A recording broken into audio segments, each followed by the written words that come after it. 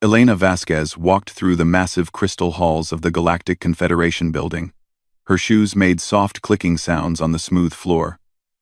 Around her, strange alien beings moved with purpose. Some looked like walking rocks with glowing veins.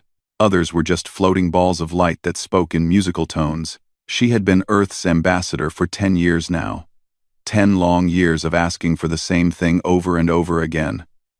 Today would be no different. But she had to try. Humanity deserved better than what they had been given. The High Council chamber was enormous. It could hold 1,000 beings easily. At the center sat the most powerful aliens in the galaxy. The Vorthak looked like giant crystals with faces carved into them. They were older than human civilization by millions of years. Next to them floated the Zephyrians, beings made of pure energy that changed colors when they talked. Elena took her place at the small podium marked for petitioners. Above her, dozens of alien species looked down. She had memorized all their names and histories. The Katok, with their metal bodies, the Shral, who looked like walking plants, the Arbiters who wore gray robes and never showed their faces. Honorable Council, Elena began, her voice carrying clearly through the chamber. I come before you today with humanity's 47th petition for full membership in the Galactic Confederation. A low humming sound filled the chamber. That was how some aliens showed they were listening. Others simply stared with unblinking eyes. For 200 years, humans have served the Confederation faithfully. Elena continued. We have followed every rule. We have stayed within our assigned worlds. We have contributed our labor, our ideas, and our lives to galactic peace. Prime Speaker Thal Vor, the largest of the Vorthak, leaned forward. His crystal face caught the light from above. Ambassador Vasquez, your species has indeed shown improvement. But improvement is not the same as readiness. Elena felt her heart sink, but she pressed on. What more must we prove, honored Prime Speaker? Humans have helped build the trade stations that connect your worlds. Human engineers designed the communication systems you use every day. Human doctors have saved lives across 50 different species. And this is exactly why you remain classified as volatile, said Arbiter Prime Kessex. His gray robes moved as if blown by wind, though there was no air current in the chamber. Your species becomes too involved, too emotional, too unpredictable. A Zephyrian named Lux Ether pulsed yellow as it spoke. The Confederation has maintained peace for 3,000 years. This peace exists because of careful order, because of controlled growth, because we do not allow chaos to spread. Elena's hands gripped the podium edges. She had heard this speech many times before. Respected Council, humans are not chaos. We are not animals.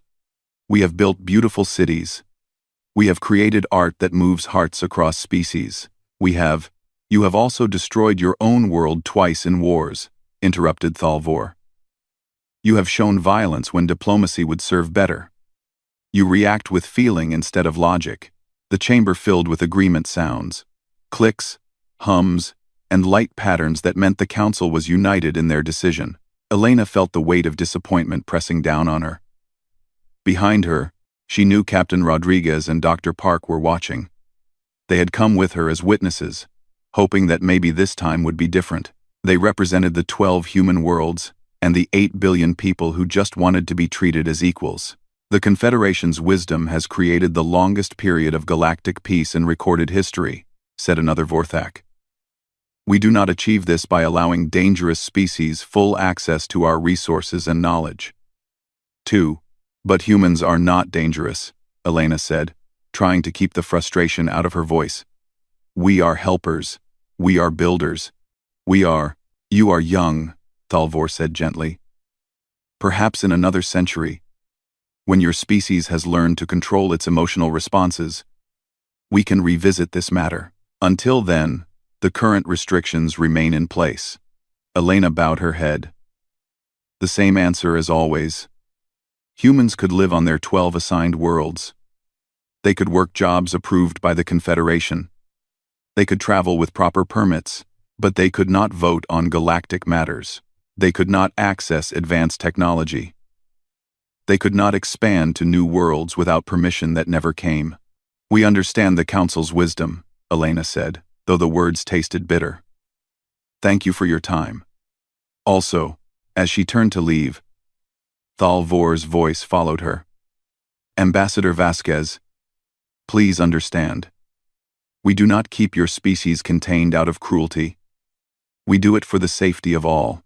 History shows us what happens when violent species gain too much power too quickly.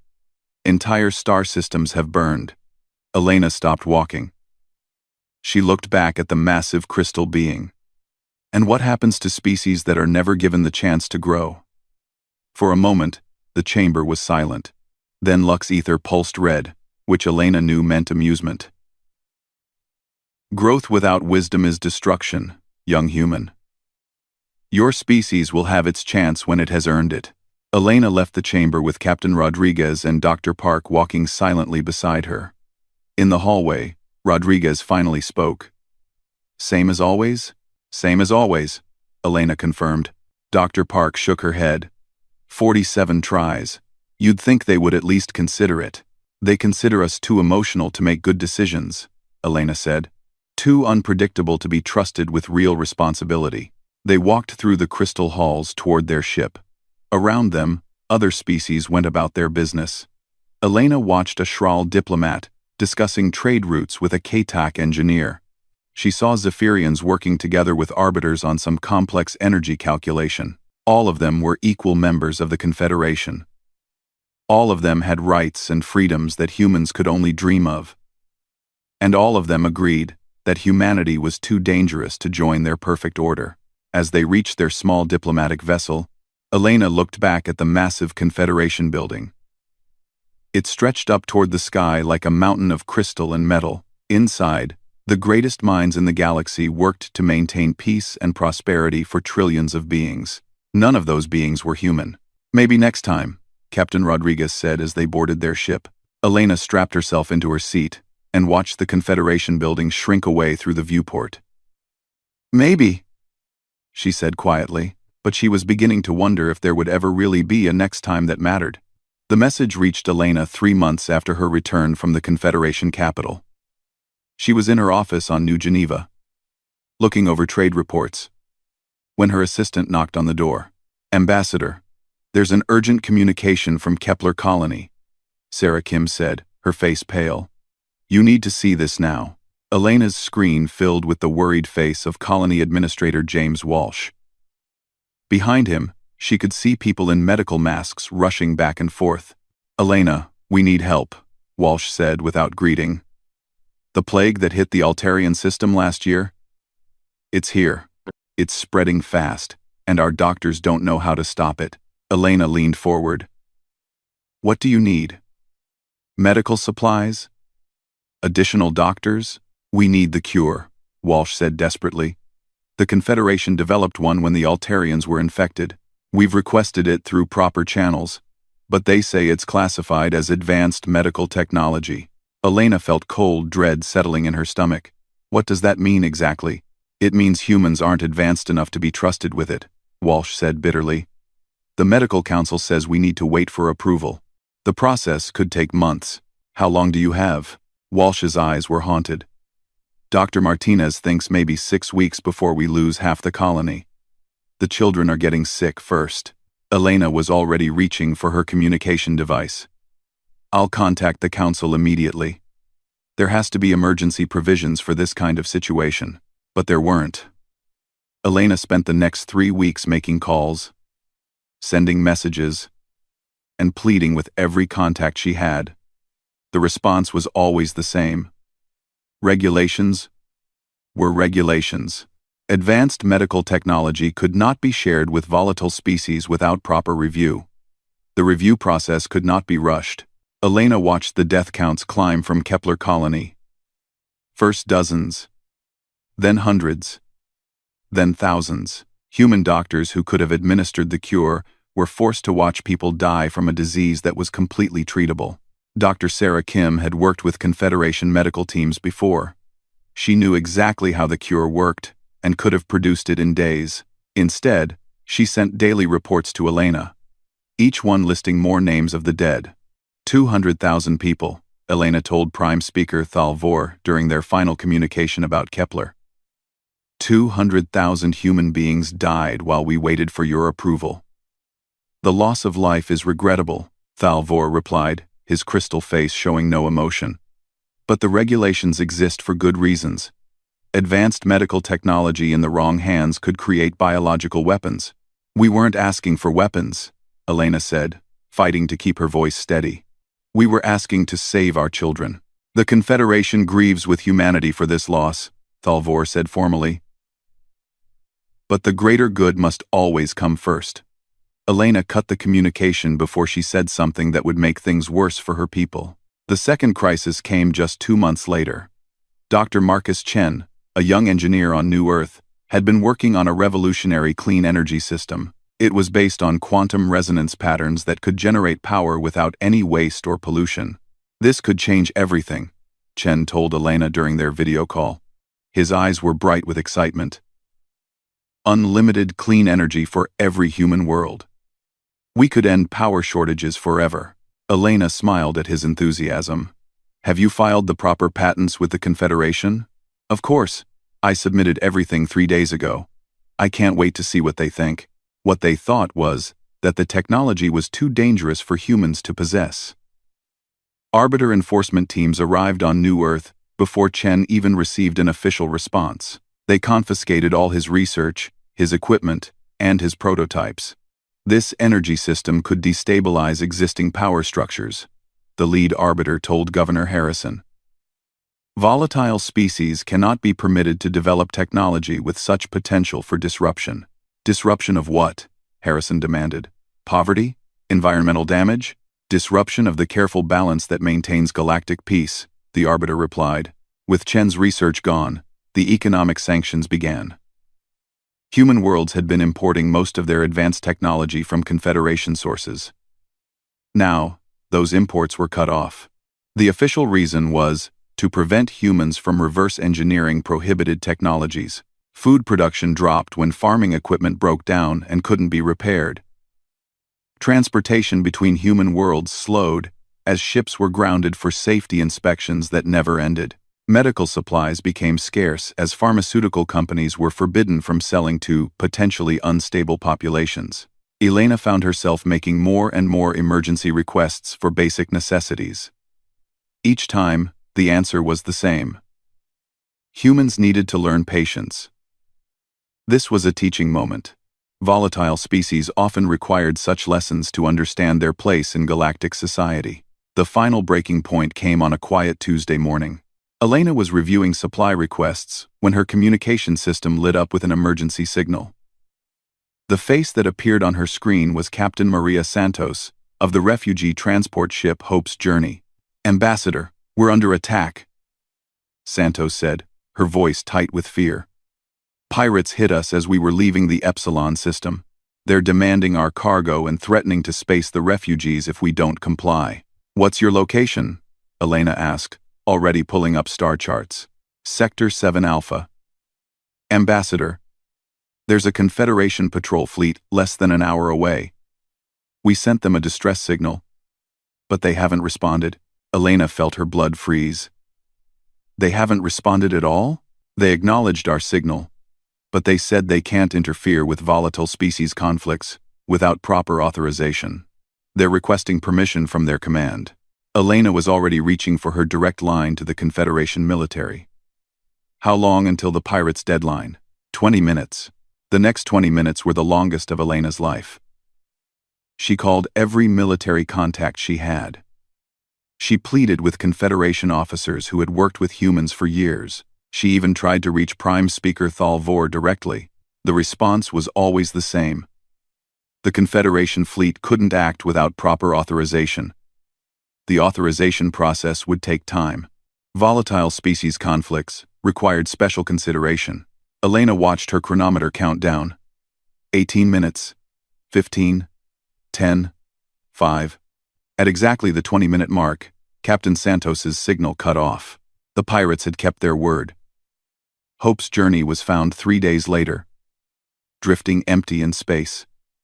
800 refugees, including 43 children, had been spaced. The cargo hold had been stripped of everything valuable. Among the dead was Marcus Chen. He had been fleeing with his family after the arbiters confiscated his life's work. His wife and 2 young daughters died beside him in the cold vacuum of space. The Confederation patrol fleet arrived at the scene 6 hours after the attack ended. They filed a detailed report on the incident and expressed their regrets for the timing issues. Elena received a formal message from the Confederation Council 3 days later. It read, "The Council appreciates humanity's patience with these growing pains. Volatile species often require such lessons to achieve proper submission to galactic order. We are confident that these experiences will help humans understand the importance of their current status." Elena stared at the message for a long time. Then she forwarded it to every human colony, every human ship, and every human settlement in the galaxy. The response was immediate and universal. In research labs across 12 worlds, human scientists stopped their work. In repair shops and construction sites, human workers put down their tools.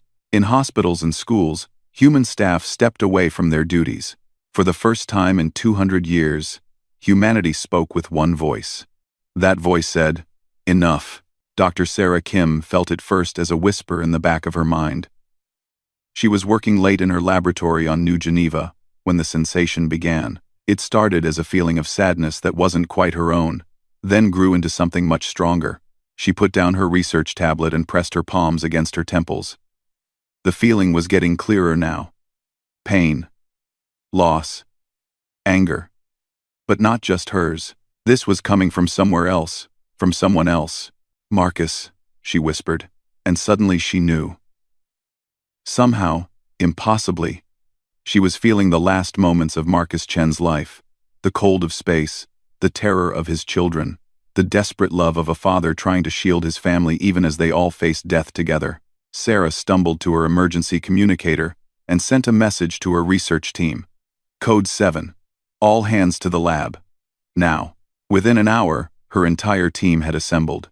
Dr. James Webb, Professor Lisa Zhang, Engineer Tom Bradley, and 6 others. They all looked shaken, confused, frightened. "Did you feel it too?" Sarah asked them. They all nodded. "Then it's real," Sarah said quietly. "After 50 years of keeping it secret, the thought is finally awakening." Professor Zhang leaned forward. "You mean the neural quantum link project actually worked?" Sarah nodded slowly. "It worked better than we ever imagined. And now every human in the galaxy is connected." The project had begun decades ago, during the early days of human contact with the Confederation. A small group of scientists had wondered if humanity's unique brain structure could be enhanced with quantum technology, not to read minds, but to share experiences, to truly understand each other in ways no other species could. The work had been done in secret, hidden in research labs across human space. Tiny quantum implants, no bigger than a grain of sand, were included in every human's standard medical treatments. The Confederation medical scanners couldn't detect them because they looked like natural brain tissue. For 50 years, the implants had done nothing but collect data. Scientists like Sarah had monitored the network, waiting for the right conditions to activate it. They needed a moment of strong emotion shared by enough people at once. Marcus Chen's death had provided that moment.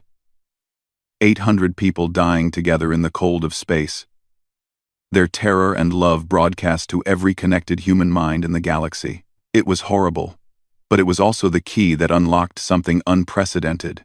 "How many people are connected?" Tom Bradley asked. Sarah checked her monitoring equipment. "All of them," she said in amazement.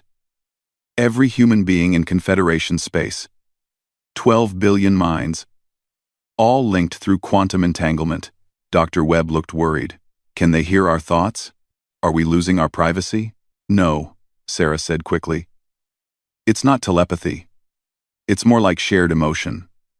Shared experience. When something happens to one of us, especially something intense, the rest of us can feel it too." Professor Zhang was studying the readouts. "The network is stabilizing. People are learning to control it instinctively. They're choosing what to share and what to keep private." Across human space, the awakening continued. On New Earth, Factory worker Ana Rodriguez stopped her assembly line. She had been installing communication components in Confederation ships for 8 years. Now she understood exactly how those components worked, because she could feel the knowledge flowing from thousands of human engineers across the galaxy. More importantly, she could feel their anger.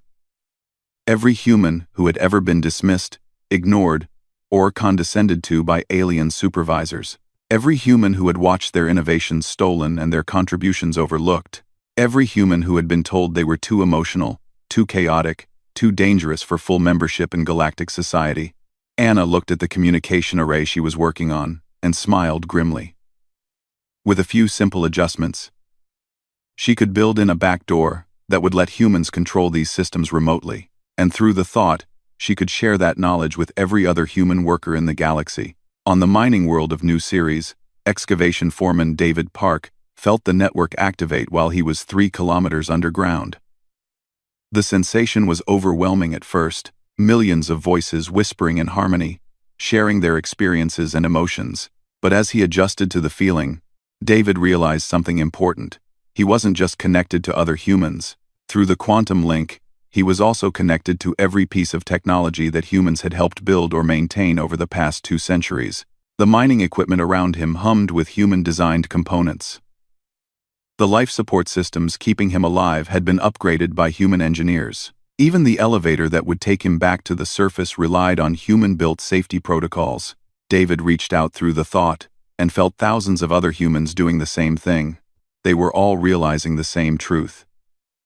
Humanity hadn't just been working for the Confederation for 200 years. They had been quietly rebuilding it from the inside. In her office, Elena Vasquez felt the thought touch her mind, like a gentle hand on her shoulder. The sensation was comforting at first, like being welcomed into a warm family gathering. Then the full scope of what was happening became clear. She could feel the grief of families on Kepler Colony, the anger of workers who had watched their innovations stolen, the determination of engineers who had been building secret backdoors into every system they touched. And underneath it all, a growing sense of unity that was unlike anything in human history. Elena stood and walked to her window, looking out at the city of New Geneva below. Through the thought, she could sense every human in the city, their emotions, their memories, their shared understanding of what needed to be done. For the first time in her career as an ambassador, Elena smiled with genuine confidence. On distant worlds, human technicians began making small adjustments to the systems they maintained. Jump drive navigators started experiencing calculation errors. Communication relays developed mysterious glitches. Power distribution networks began showing signs of instability. To the alien supervisors, it looked like typical human incompetence. They filed reports about the declining performance of their human workers and discussed the need for better training programs. They didn't understand that the humans were no longer working alone. Every technician was connected to every other technician. Every engineer shared knowledge with every other engineer. Every doctor, teacher, pilot, and administrator was part of a single, vast intelligence that spanned the galaxy. The Confederation had spent 2 centuries trying to prevent humanity from becoming too dangerous. They had failed to realize that humanity had already become something far more powerful than they could imagine. Through the thought, Dr. Sarah Kim sent a message to Elena Vasquez. It wasn't words, but pure meaning transmitted from mind to mind. "We're ready." Elena nodded, though Sarah was thousands of light years away. Through the network, she could feel the agreement of 12 billion humans. They had been patient long enough. They had followed the rules long enough. They had accepted their place at the bottom of galactic society long enough. Now it was time to show the Confederation what they had really been dealing with all these years. Elena opened her communication system and began composing a message to Prime Speaker Thalvor. It would be her final request for an audience with the High Council. This time, she wouldn't be asking for anything. This time, she would be making a declaration. Through the thought, every human in the galaxy felt Elena's determination and shared it. They began preparing for the day that would change everything. The day when humanity would finally say, "Enough." It happened on a Tuesday, Galactic Standard Time. At exactly 14 hours, Every human being in Confederation space stopped what they were doing. In research laboratories, scientists put down their instruments. In mining operations, workers stepped away from their equipment. On construction sites, engineers walked off their projects. In hospitals, human doctors completed their immediate patient care and then quietly left their stations. Elena Vasquez stood once again before the High Council of the Galactic Confederation. But this time was different. This time, she wasn't alone. Through the thought, she carried the voices of 12 billion humans with her. Their combined will flowed through her like electricity. Honorable Council, Elena began, her voice carrying a new strength that made several alien representatives shift uncomfortably. I come before you not to petition, but to inform you of a decision that has been made. Prime Speaker Thalvor leaned forward, his crystal face catching the light. Ambassador Vasquez, we are aware that human workers across the galaxy have ceased their duties without authorization. This breach of contract will have serious consequences. Elena smiled, and for the first time in her diplomatic career, it wasn't a polite expression. There will indeed be consequences, honored Prime Speaker, but not the ones you expect. Behind her, Captain Rodriguez and Dr. Park stood at attention. But they were no longer just witnesses. Through the thought, they were conduits for humanity's collective knowledge and determination. For 200 years, Elena continued, you have told us that we are too violent, too emotional, too chaotic for your perfect order. You have caged us, controlled us, watched us die, and called it wisdom. Today, we finally agree with your assessment. Confused murmurs rippled through the chamber. The Zephyrian representatives pulsed orange, which Elena knew meant concern. Several arbiters exchanged glances beneath their gray hoods. We are violent, Elena said, her voice growing stronger. We are chaotic. We are driven by emotions that you cannot understand.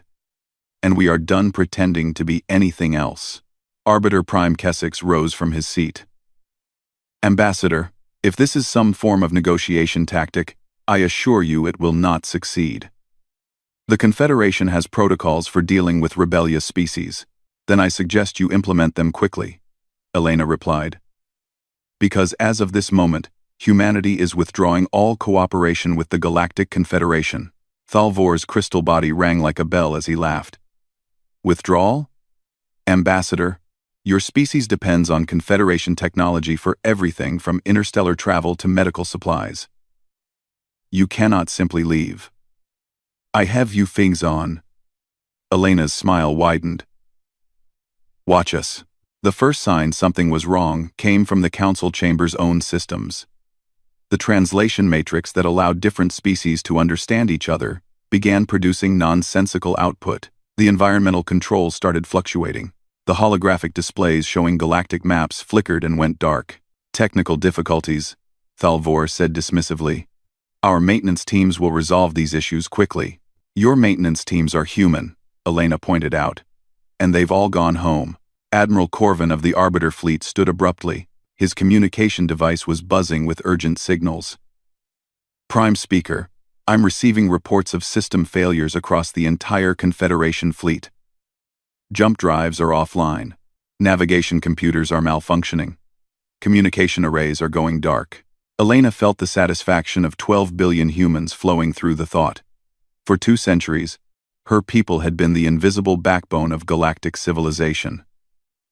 They had maintained, upgraded, and improved every critical system in Confederation space. Now, all of that expertise was withdrawing at once. Impossible, said a Vorthak representative. Our ships use quantum crystalline technology that humans cannot possibly understand. Dr. Park stepped forward. Through the thought, she had access to the combined knowledge of every human engineer in the galaxy. The quantum resonance chambers that power your ships require constant calibration. Human technicians have been performing that calibration for the past century. We also designed the backup safety protocols that prevent catastrophic failures. She paused, letting that sink in.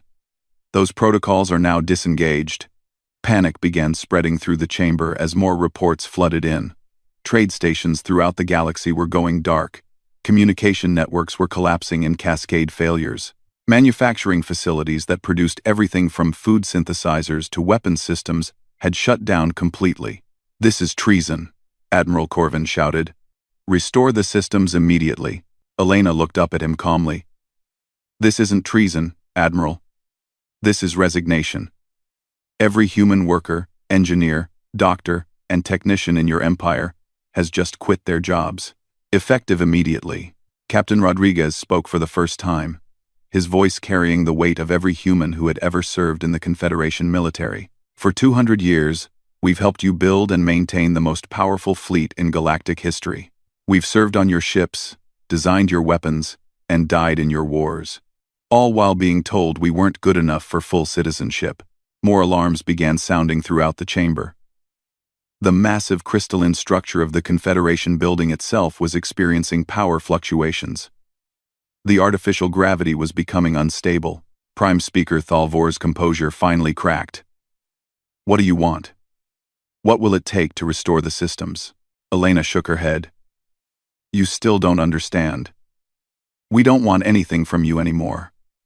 We tried for 2 centuries to earn your respect, to prove we belonged in your perfect order. You've made it clear that will never happen." She gestured toward the failing systems around them. "This is what you've been so afraid of. Not our violence, not our chaos, but our competence. You've spent so long looking down on us that you never noticed we were holding up your entire civilization." Through the thought, Elena could feel the quiet satisfaction of humans across the galaxy. On distant worlds, Confederation facilities were going dark as human-maintained life support systems shut down safely, giving alien inhabitants time to evacuate. Jump routes were closing as human navigators uploaded viruses that would take years to remove. Even the quantum communication networks that held the Confederation together were fragmenting as human-built relay stations went offline. Lux Ether, the Zephyrian representative, pulsed deep red in what Elena recognized as fear. "You're destroying everything. Trillions of beings depend on these systems." "We're not destroying anything," Elena corrected. "We're leaving. Every human in Confederation space is returning to our assigned worlds. You wanted us contained there anyway. But the systems," Thalvor began, "will have to be maintained by someone else," Elena finished. "I'm sure your superior alien intellects will figure it out eventually. After all, you've spent 2 centuries telling us how primitive our technology is." Dr. Park accessed more information through the thought and smiled grimly. "Of course, you might want to start with the quantum stabilizers that keep your space stations from drifting into their stars. Those will fail first, probably within the next 72 hours. Admiral Corvin was frantically trying to contact his fleet commanders. But the communication system was now completely dead. "How do we fix this? What do we need to do?" Elena looked around the chamber one last time. At the alien species who had ruled the galaxy for millennia. At the beings who had dismissed humanity as too dangerous for their perfect order. "You wanted us to learn our place," she said quietly. "Consider this lesson complete." The lights in the chamber began to dim as the building's power systems finally failed. Emergency illumination cast everything in a red glow that made the assembled aliens look like demons. "From this moment forward," Elena declared, "humanity withdraws from all Confederation territories. We renounce all treaties, all agreements, all obligations to your empire. You have 12 hours to evacuate all non-human personnel from our worlds." She turned to leave, then paused. "Oh, and Prime Speaker? When your perfect order finally collapses under its own weight, when your ships are stranded and your worlds are dark, remember this moment. Remember the day you realized that the species you called too emotional to govern was the only thing keeping your civilization running." Elena walked out of the chamber, followed by Captain Rodriguez and Dr. Park. Behind them, the High Council sat in growing darkness, finally understanding what they had lost. Through the thought, every human in the galaxy felt Elena's satisfaction. Phase 1 was complete. They had shown the Confederation exactly how dependent it was on human knowledge and labor. Now came Phase 2, building something better. The aliens had spent centuries trying to contain humanity's potential. They were about to discover that all they had really done was give humans time to prepare for this moment. The moment when humanity stopped trying to fit into someone else's order and started creating their own. 6 months after the withdrawal, as historians were already calling it, the Galactic Confederation was dying. Elena stood on the observation deck of New Geneva's orbital station, watching construction robots work on massive structures in the distance. But these weren't the slow, methodical Confederation designs she had grown up with. These were flowing, organic shapes that seemed to dance as they grew. Beautiful and functional in ways that no alien architect had ever imagined. Through the thought, she could feel the satisfaction of humans across 12 worlds as they built their new civilization. Free from Confederation restrictions, human creativity had exploded into directions that amazed even them. "Ambassador," her assistant Sarah Kim said, approaching with a datapad. "We're receiving another communication from the Confederation Council. The 73rd one this month." Elena sighed. "Let me guess. They want to negotiate. Prime Speaker Thalvor is requesting an immediate meeting to discuss mutually beneficial arrangements for restored cooperation," Sarah read. "He's also attached a list of emergency situations that require immediate human assistance." Elena looked at the list. 17 star systems without power. Trade routes closed because no one could maintain the navigation beacons. Food shortages on over 100 worlds, as agricultural systems failed without human technicians to repair them. "What's the status of their attempts to fix the systems themselves?" Elena asked. Sarah smiled grimly. "About what you'd expect. The Vorthak sent a crystal tech team to repair the quantum stabilizers on Kepler Station. They managed to make the situation worse and had to evacuate the entire station before it imploded. The Zephyrians tried to restart the communication network hub at Centauri. They succeeded in creating a feedback loop that knocked out communications in 3 adjacent sectors. Through the thought, Elena felt the quiet amusement of Dr. Marcus Webb, who was monitoring Confederation technical efforts from New Earth. The aliens were discovering that their superior intellects didn't actually understand how their own technology worked. They had become so dependent on human maintenance and innovation that they couldn't even perform basic repairs. "There's more," Sarah continued. "Our deep space monitoring stations have detected some interesting developments in the outer territories." Elena raised an eyebrow. "Such as?" 3 species have declared independence from the Confederation in the past month. The Kelleri, the Morgathi, and the Zentaurians. Apparently, they were only staying in the Confederation because they needed access to the trade networks and communication systems. Now that those are failing anyway, Elena nodded thoughtfully. The Confederation had maintained control through a combination of military might and economic necessity, but military might was useless when your ships couldn't jump between star systems, and economic control meant nothing when the economy itself was collapsing. "Ambassador, there's something else," Sarah said, her voice becoming more serious. "The Zephyrian Science Collective has published a research paper you need to see." Elena took the datapad and read quickly. The paper was titled "Quantum Consciousness Fields and Galactic Stability, an Analysis of Human Neural Resonance Effects." As she read, her eyes widened. "They're saying that human emotions stabilize space-time?" she asked in amazement.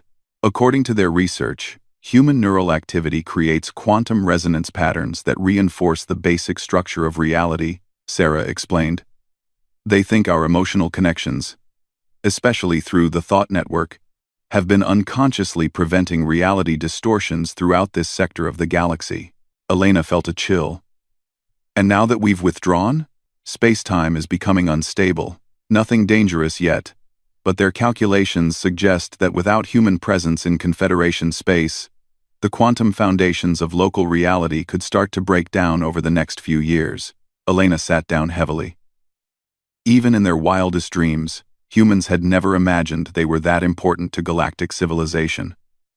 They weren't just maintaining technology, they were maintaining the basic fabric of space itself. A new message alert chimed on her communicator. Elena glanced at it and saw an unfamiliar alien face on the screen. The being had silver skin and large, multifaceted eyes.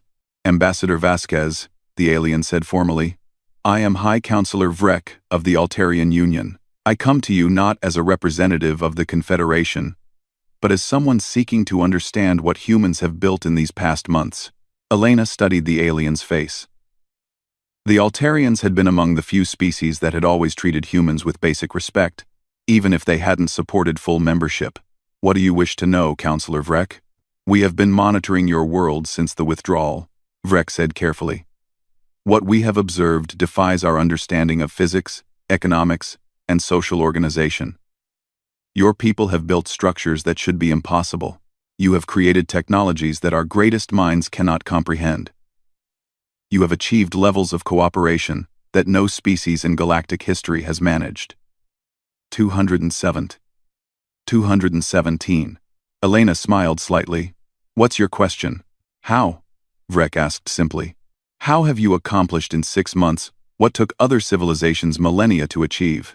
Elena considered her answer carefully. "Through the thought." She could feel the input of thousands of human experts. Engineers who had built impossible structures by thinking in 4 dimensions. Scientists who had discovered new laws of physics by approaching problems with emotional intuition rather than pure logic. Artists who had created beauty so profound that it had inspired breakthrough innovations across dozens of fields. "We stopped trying to be like you," Elena said finally. "For 2 centuries, we tried to suppress what made us human in order to fit into your order. Our emotions, our chaos, our unpredictability. You taught us to see these as weaknesses."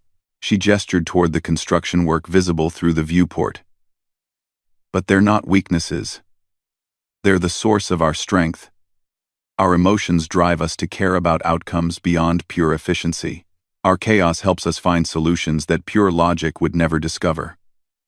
Our unpredictability lets us adapt to situations that would paralyze more ordered minds."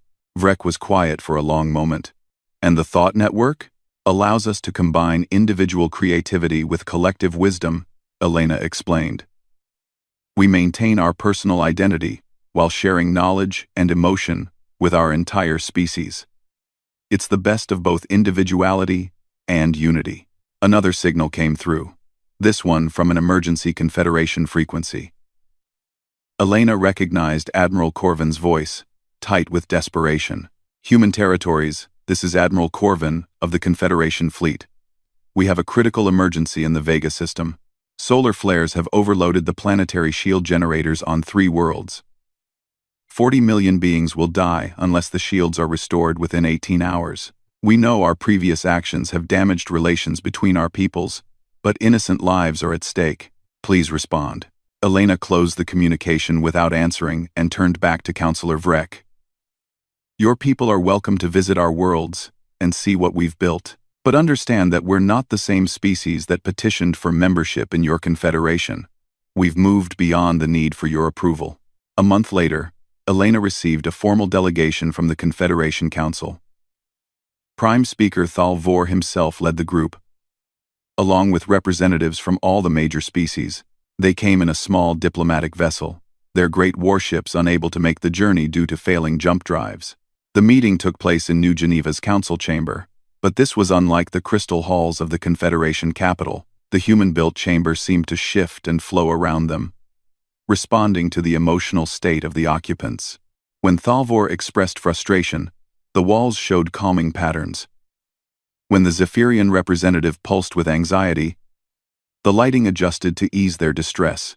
"Ambassador Vasquez," Thalvor began, his crystal body duller than Elena remembered. "We come to request that humanity reconsider its withdrawal from Confederation space. The galaxy needs you." Elena leaned back in her chair. Behind her stood Captain Rodriguez and Dr. Park, but also dozens of other humans. Scientists, engineers, artists, philosophers.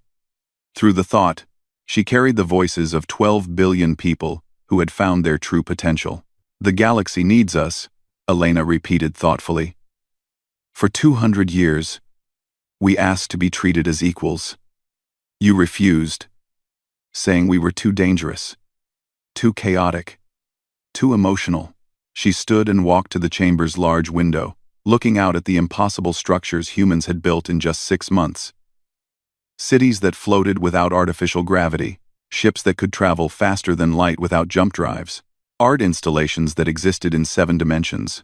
You were right about us being dangerous, Elena continued. But not in the way you thought.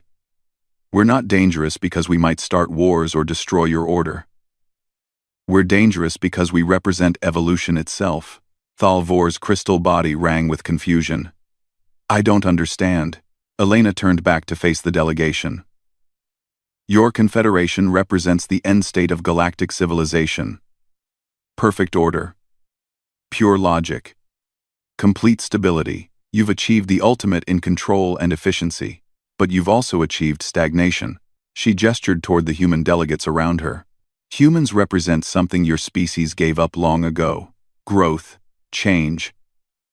The willingness to risk everything for the possibility of something better.